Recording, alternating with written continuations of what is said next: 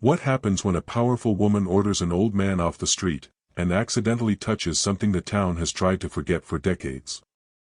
She thought it was just a vagrant against the wall.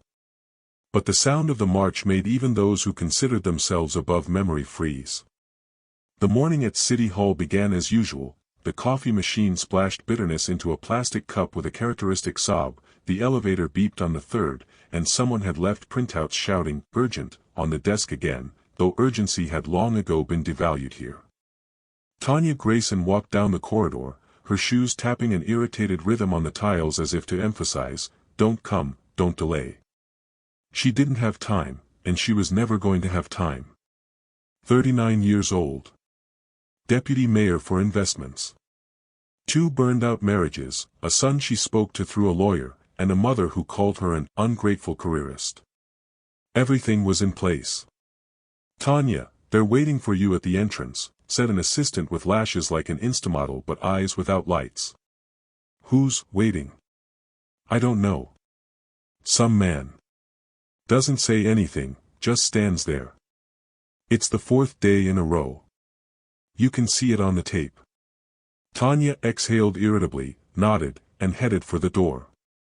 She had no patience for ambiguity. If something wasn't labeled with a budget or a deadline, it was a hindrance. A glitch in the system. Garbage. There he stood at the entrance. The wind dragged dry leaves along the sidewalk, and even against this November desolation, he looked out of place. Like a forgotten fragment of old film, something from another time. Not homeless, clean jacket, tight pants, boots that still had wax on them. Standing straight, calm. Looking straight ahead. He didn't put out his hand. Didn't ask for anything. He just stood there. "What's he doing here?" Tanya asked the guard. "He comes in every day. 8 to 6. He just stands there. Sometimes talks to himself, but no aggression. Doesn't show his papers. Doesn't give his name." "Did you call the police?" "We did. They said he's not violating. Let him stay." Tanya adjusted her coat collar. Looked at the old man again. Not a drop of pity. Only discomfort. As if someone had sneezed too loudly at the reception desk or the toilet had run out of paper. "It's just an old man," she said, almost in a whisper. "A ghost from the street." And pulled open the glass door. Inside, it was business as usual. Meetings, schedules, investors. Construction, land disputes, paper wars.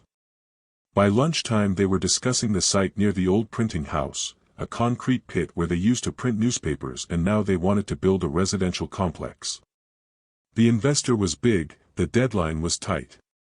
"One moment," said the assistant, opening the file. "There is a nuance. In the photo from the drone, a man. Standing near the wall. Judging by his clothes, he's the one at the entrance." Tanya clicked the mouse, enlarged the photo. "Yeah. Same look. Same shoes. Nearby, garbage, a stray dog, a half-collapsed brick wall. It was like the end of a movie where no one could escape." "What's he doing out there?" "We don't know. But he's on every set. 5 days in a row. Always in the same spot." Tanya leaned back in her chair. Not because she was scared. It was because she was starting to get angry. "I need it not to be there. I need it to be clean when the work starts. No photographers, no gossip. Talk to him. Convince him. Or let the police handle it." She spoke as she always did, not loudly, not threateningly. But in a way that made the person she was talking to start to feel unwanted.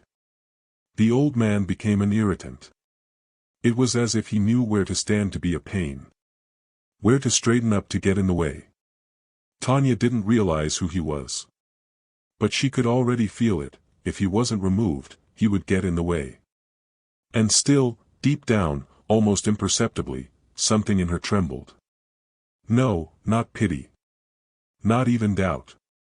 More like a grudgingly stirred memory, the smell of her grandfather's medicine cabinet in the barn, the old newspapers, the rusty scissors, and the photograph in the locket she hadn't been allowed to open. Stupid. A long time ago.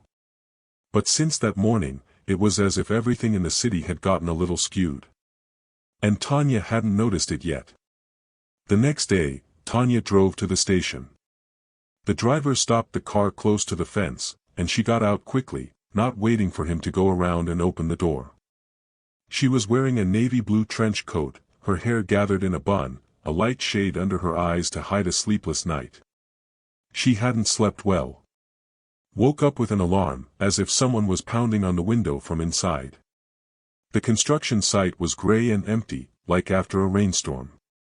The air smelled of concrete, fallen cables, and oblivion. The old print shop stood like an old man in a nursing home, a little skewed, peeling, but with something you couldn't tear down without feeling a prick. And there he was again. Standing like yesterday. Against the wall, as if guarding it. Tanya came closer. This time by herself. No guards. No escort. "Good morning," she said, taking a step across the gravel. The old man didn't answer right away. He just stared at one point. Then he turned his head. His eyes were clear. Without challenge. No fear. Tired but tenacious. Like those who've already lost everything, so they're not afraid to lose more. "Do you live here?" she asked. "No." "Then why do you come here?" He was quiet. Stared at the bricks. "Because this is where they buried people. Not all of them. Just the ones whose names hadn't been written down. There were a lot of them. We carried them in at night. No formalities. Buried? Here. Behind the print shop. Under that slab. It was a temporary body dump. And then it became clear it wasn't going to be temporary." Tanya bit the inside of her cheek. This story sounded absurd. Too tragic to be true. Too Hollywood-esque. But the old man wasn't lying. He wasn't a theater man. He just stood there and spoke, as if remembering out loud, like a recipe for porridge from an orphanage. "Can you prove it? Can you prove anyone ever loved you?" He said it without malice. Not even irony. Just a question. And Tanya suddenly realized how long it had been since she'd heard anything that couldn't be put into a report. At that time, the construction manager came up, a bald man in a vest and with a walkie-talkie. "That's it, let's get started," he said. The fence was taken down and the excavator was brought up. "Wait," said Tanya. "We have here, all on time, ma'am. We're behind. We have to dig. If there are bones in there, it's out of our jurisdiction." The backhoe started. The old man didn't move. Didn't take a step. He just stared at the ground. "You don't understand," he said, quietly, "you're not pouring concrete. You're pouring memory." But no one stopped. The bucket hit the asphalt. Stones shattered. Debris came out of the ground, a brick, a dirty board, a rusty corner. Then something else. Dark. Wet. It looked like wood. With numbers carved into it. 7, 9, 4, 5. The old man sighed. Tanya said nothing. Not a word. She just took a step back and felt something crunch under her heel. She looked, a piece of copper. Like from a badge. Like from something worn close to the heart. And for the first time in a long time, she felt uncomfortable. No reason. No reason. Just a feeling like everything you did was not just for nothing, but backwards. And it was all silent. And he just kept standing there. It was overcast this morning. Not like it is before rain, but like it is before something more dense, a decision that has already been made by someone for you. Tanya entered the office before anyone else. Made coffee, spilled it, wiped it off with her sleeve. She didn't call out to anyone. She didn't turn on the light. Just stood at the window and looked out at the city that had long ago stopped responding to her. She didn't sleep at night. She kept thinking about those numbers. The year 45. And the badge. And the old man's look, not reproachful, but as if he already knew everything. Not believing, not fighting. Just waiting for them to do it his way again. There was a knock at the door. Rick Cross, the deputy chief legal officer, came in without permission, bald, perpetually disgruntled, with a voice that sounded like he had a dryer in his throat all the time. "We need to talk," he said without saying hello. "About the construction. About the construction site, about that, grandfather, and about what they pulled out of the ground yesterday." He slapped a folder on the table. On the first page was a printout from the local news. A photo, a tractor, a bucket, a piece of board with numbers on it. Headline: The Secret of the War Burial. Who and why kept silent for 70 years. Already got a call from the district office. They want to send experts. Someone leaked the coordinates on the net. Journalists are already there. Who leaked it? One of the workers. Took a picture on his cell phone. Says his grandfather was in the war. That he had a brother who didn't come back. He was crying, Tanya. At the construction site, in front of everyone. Tanya took the file, flipped through it. Her insides clenched. It was as if an old, forgotten guilt had gotten under her skin and suddenly decided to remind her that not everything could be swallowed. This man. The old man. Who is he? Name's John River. Veteran. Roster says he was in the rear guard. Scribe. Since the war, he's been quiet. No interviews, no statements. Never found a home. Lives in an orphanage. Alone. Unmarried. No kids, no bills. Why now? We don't know. But his statement matches some archives. We pulled old maps. There was indeed a temporary morgue. Then a warehouse. And then it was all poured in concrete. No one asked. Tanya went to the window. Behind the glass, cars, traffic lights, black umbrellas. And the feeling that the city had done something wrong without realizing it. I don't need this to become a meme. Or a hashtag. Or, God forbid, a picket. Her voice was low, flat, almost lifeless. I need this to go away. Quietly. It's not going to go away. He's talking. What's he saying? That they were there. That they buried them at night. That there wasn't time to bury them, there were so many. That he had a list. And that he burned it. But he remembers. Every name. Tanya looked at him. Do you believe it? Cross shrugged his shoulders. I saw him standing there. Didn't demand. Didn't yell. Just stood. Like he was the only one who realized it wasn't about the dice. There were already people standing in the lot. Not a crowd, but it was clear, someone had heard, someone had forwarded the link, someone had arrived. A woman with gray hair and an old bag over her shoulder, as if she'd come to a funeral. A man in a windbreaker, with a notebook and a camera around his neck. An older guy with a baseball cap and a flag tucked behind his belt. Everybody was quiet. There was no need to talk here. The old man was there again. Still the same look. Jacket buttoned up, collar up. Standing like a sentry. Only not at the entrance, but at the memory. In his hands was an old photograph, faded, cracked. He held it the way one holds letters one reads, even though one knows every word by heart.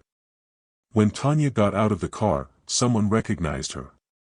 Several people started filming on their cell phones.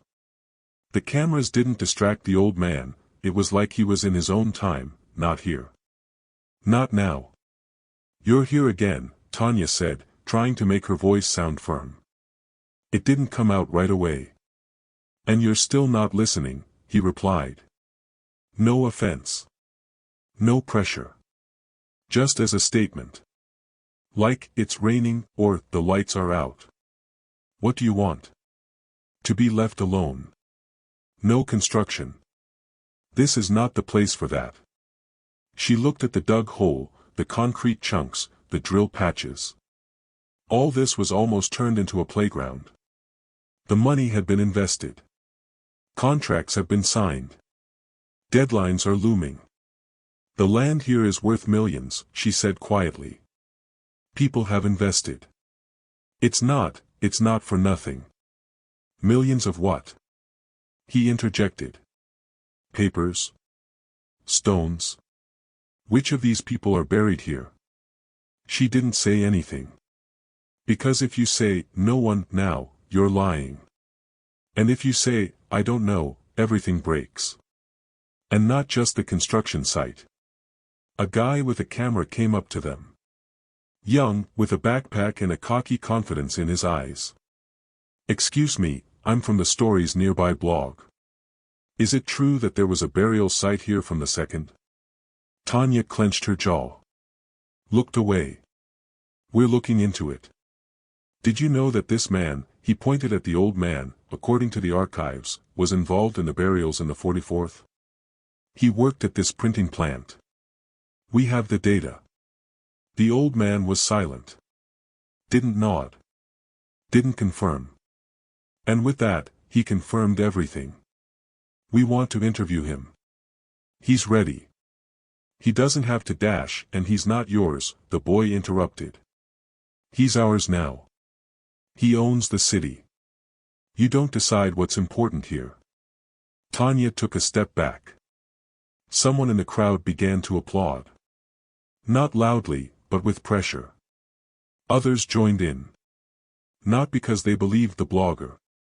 Because there was something about this old man that they themselves lacked. Something simple. Like bread. Like morning. Like something you can't get back, but you can at least not throw away. And Tanya suddenly felt everything shift. Not a plan. Not a report. Something deeper.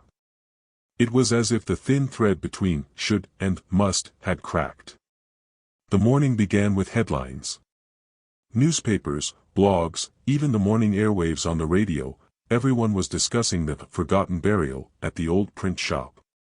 Some called it a sensation. Some called it a fake. But the main thing, everyone knew. And no one was silent anymore. Tanya arrived at City Hall an hour early. Curtains closed, lights off, phone on mute. Wanted to disappear. At least for half a day. At least out of herself. There was a paper on the desk. A request from the prosecutor's office. To check the legality of the work. Suspend everything. Until we find out. Next to it was a letter from the contractor. If we don't get confirmation within 2 days, we'll cancel the contract and charge fines. Millions. And they're not made up. They're real. For every day, dripping. Tanya sat in her chair and stared at nothing. She'd always known how to do what she had to do.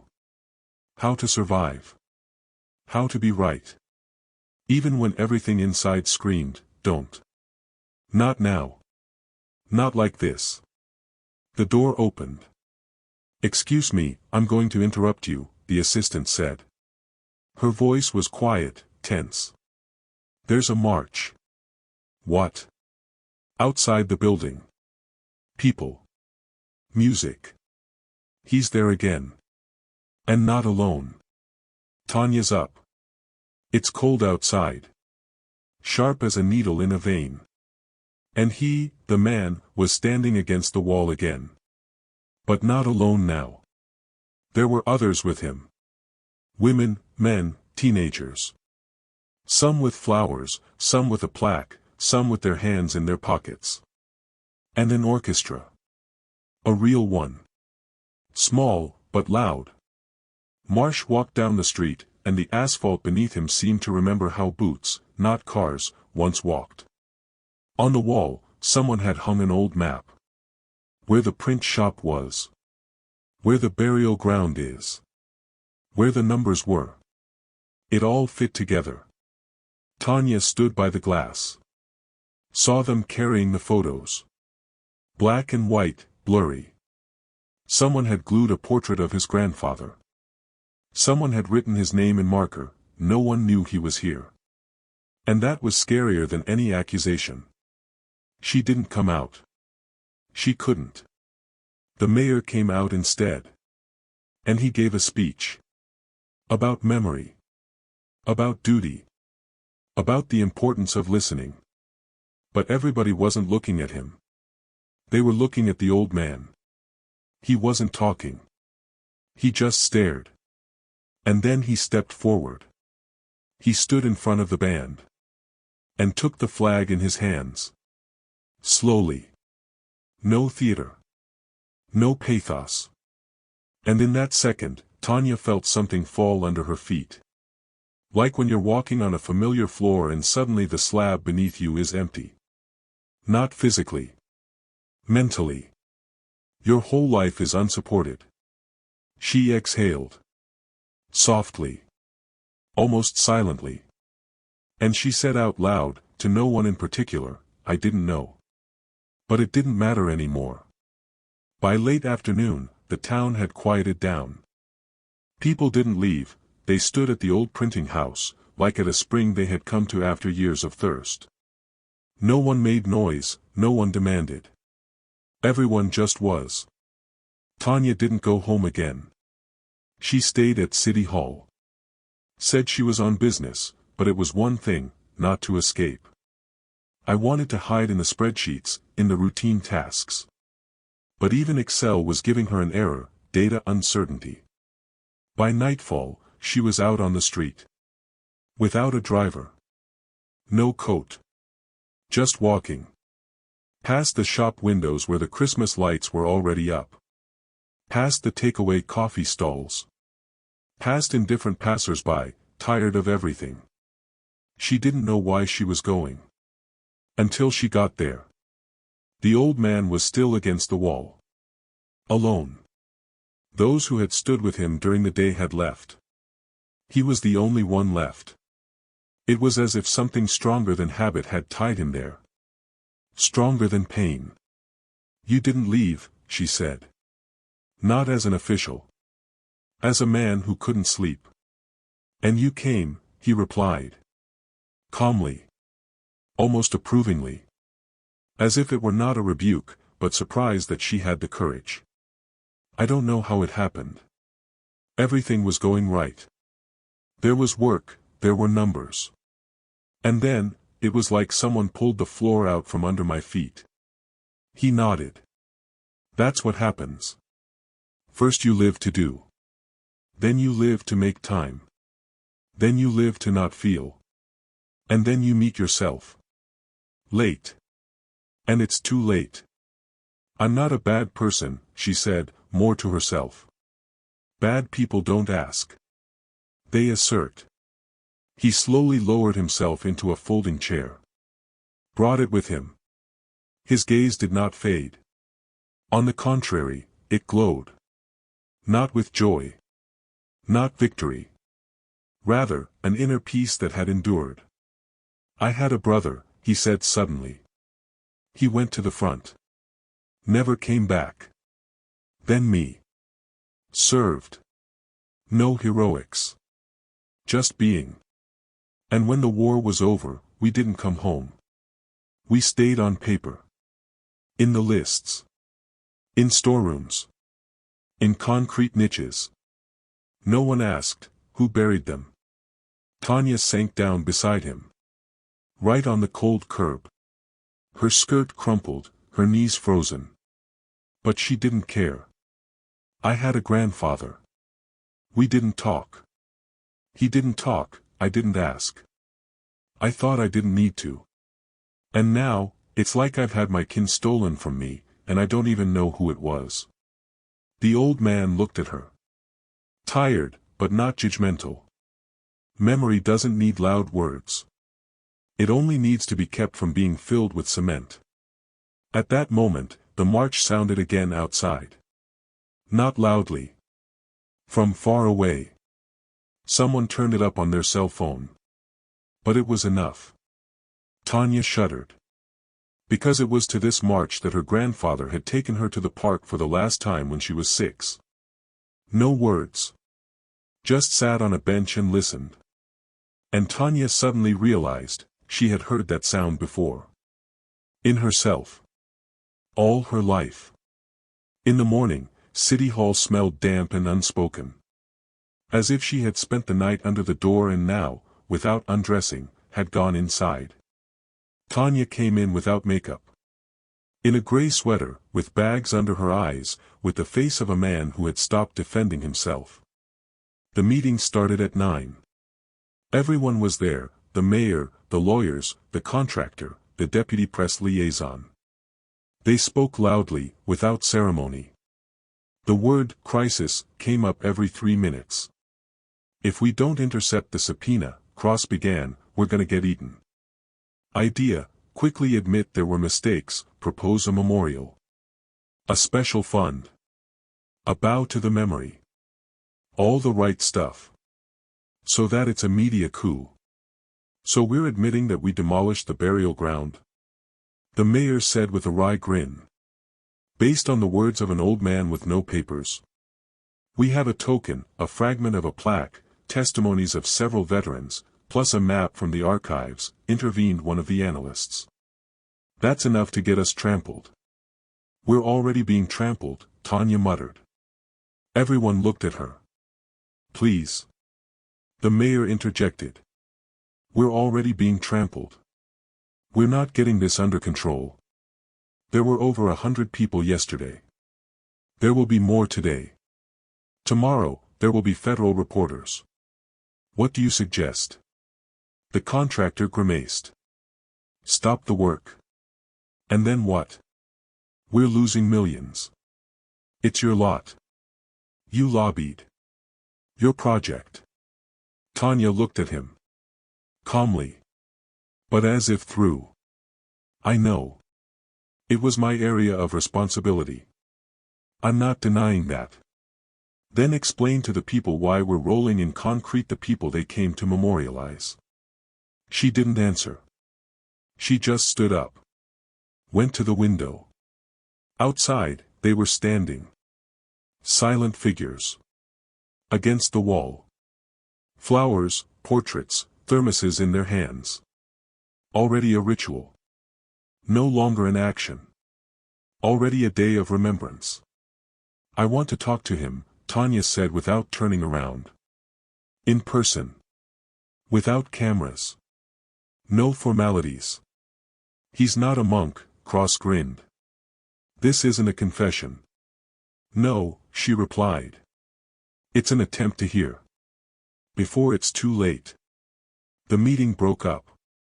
Everyone began to whisper. Someone stepped out. Someone made a phone call. She was alone. And for the first time in years, she felt, not power. Not status. Not position. But responsibility. No compensation. No instructions. Just, you're a human being. And you have to live with what you've done. Or not done. He waited for her against the wall. Not in a martyr's pose, not like an old hero. Just standing there. Next to him, a folding chair, a thermos, a shabby book without a cover. Tanya approached on her own. No security, no camera, no notebook. Just herself and what was left of her.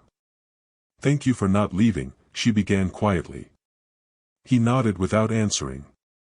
I don't know how to speak properly, Tanya continued, feeling her voice trembling treacherously. In life it was easier, figures, reports, decision, and went on. And here, it doesn't go here. He opened the thermos. Poured 2 sips into the lid. Handed one to her. Bitter. But refreshing. She took it. Not out of politeness, out of guilt. And drank it. Not the taste was no longer important. Only the gesture. I think I've ruined it, she breathed out. I didn't mean to. I really didn't mean to. He looked at her. Straight on. For a long time. Who did? I don't know, it's just. I didn't think it was a big deal. It's the past. Dead. Are you alive? She didn't answer. They're not dead. They're just forgotten. And forgotten things die a second time. He took a package out of his inside pocket. Yellowed, with a rubber band. What's this? A list. It's not official. A copy I made.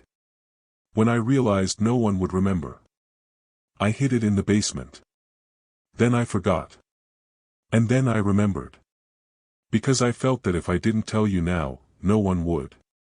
Tanya took the paper. She read the first names. Simple ones. George. Peter. Nate. And marked, no ID, no relation, no record. They weren't just names. They were missed lives. Why'd you come back? Because I saw the construction site. Because I realized that if they roll it up now, the memory won't survive. I'm no saint. I didn't say a word either. For a long time. But now I can't. Tanya slowly sank to the curb. Silently. Just next to her. I don't know what to say to people, she whispered. Don't tell them. Listen. They'll tell you everything. If you give them room. They sat in silence.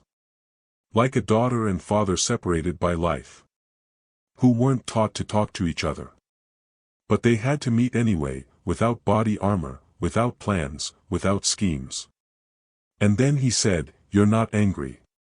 You're just lost." And Tanya cried. Not ostentatiously.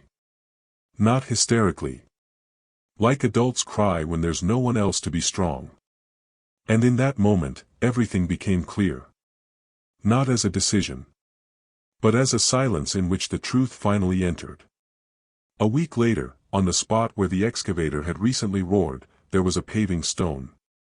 And in the middle, a fragment of the old wall, framed by a plaque without loud slogans. Simply, "Here rest those whose names have not always been heard, but whose silence is louder than any speech." It wasn't a decision. It was a necessity. Not political, not legal. It was human. Tanya herself signed the order to suspend construction. She knew there would be consequences. And there were. The council started discussing her resignation. The contractor threatened to sue. The investors were demanding their money back. The phones were ringing off the hook, lawyers were lining up. But the hardest part wasn't them. The hardest part is looking yourself in the eye. And hear the old man's voice in your head saying over and over again, "You're not evil. You're just lost." She never walked into City Hall with her chin held high again. And not because she was broken. It was because she realized that people don't look at status. They look at whether you were there when it mattered. The old man came every day. Just like he used to. Only now he wasn't alone. First, a woman with a photo in her hand. Then a guy with a notebook. Then schoolchildren brought by their teachers. And at some point, Tanya saw that notes began to appear next to that very wall. Little scraps of paper with the words, "My grandfather. Thank you, was he here, sorry we didn't know." She approached the old man again. Not as an official. As a daughter. As a person who realized for the first time that memory is not a date. It's a choice. Every single day. Over and over again. "You knew, didn't you," she said. "That the city would remember." He grinned, turning his head slightly. "I hoped." "That's not the same thing." They stood side by side in silence. No words. And at that moment, children, about 10 years old, walked by. A girl, a boy, another with a backpack bigger than his own. They stopped. They looked at the slab. They looked at the plaque. And one of them said, "Who's that?" And Tanya, without waiting for the old man to answer, said, "These are the ones we've forgotten. But not forever." No one called officially to the ceremony. There were no posters, no invitation list. Just one day, people started gathering. By themselves. No pointers, no cameras. In coats. Sweaters. Something you don't wear for show, but for life. The old man was the last one out. As always. Walked slowly but straight. Next to him, a guy with a camera, no longer a blogger, just the grandson of a friend. Two women holding paper poppies. Taken from someone's cemetery grave. Tied with a new ribbon. The march didn't start right away. First, the crackle of the speaker. Then the intro. And only then the rhythm. Steady. Old. Like a heart that had been silent for too long, but finally decided to remind me, I live. Tanya stood aside. Not on stage, not on camera. Just among the people. Someone recognized her, but didn't approach her. She wasn't looking for forgiveness. She was listening. Like footsteps. Like the breath of the city. Like the voice of memory finally given a microphone. The old man approached the plaque. Reached out his hand. He touched it. And said nothing. And in that silence, there was more meaning than 100 speeches. Then he sat down. Not on the throne. On the folding chair. And he just was. In the midst. Near. No distance. One boy, about 8 years old, came up. He asked him, "Did you know them?" And the old man nodded. Slowly. Without tragedy. All of them. Enough, he answered. To remember. The boy stood for a moment. Thought. And, without a word, sat down next to him on the curb. Just next to him. When the ceremony was over and people began to leave, Tanya stayed behind. Against the wall. In her bag, no protocol, no speech. Just the list the old man had given her. With a slate copy, with creases, with human errors. She didn't know what to do with it. An archive? A personal box? A memorial fund? And then she realized, as long as she had it, they were still here. And that's good enough for now. Because she heard. Because she still has it. Because memory is when you don't pass by anymore. Even if you're late. Even if you're afraid. Even if it's late. It's just an old man, she said then. And then she turned around. And for the first time in years, she heard the city breathe. Not concrete. Not reports. But people. That if you were standing next to that wall, would you be silent or would you say your name? Write one word in the comments that you think should not be forgotten. We read every one.